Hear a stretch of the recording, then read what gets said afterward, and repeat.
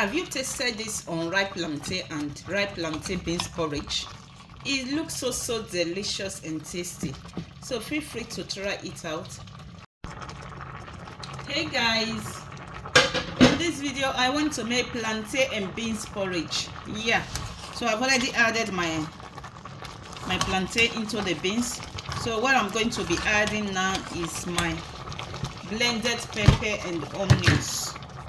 So I'm just going to add it.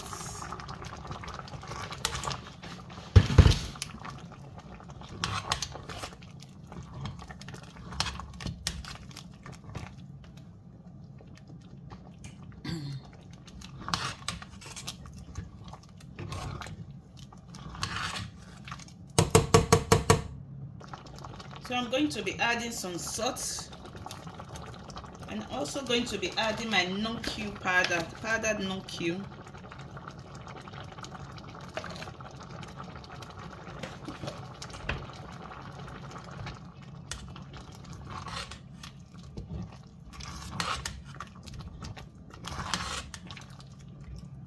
So I'm going to allow it to simmer before adding my palm oil to it.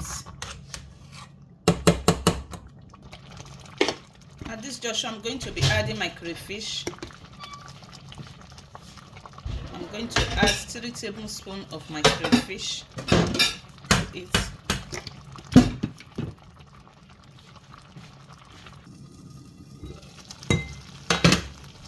Guys, our porridge is ready. Our plantain porridge and beans is ready. It's so delicious and tasty.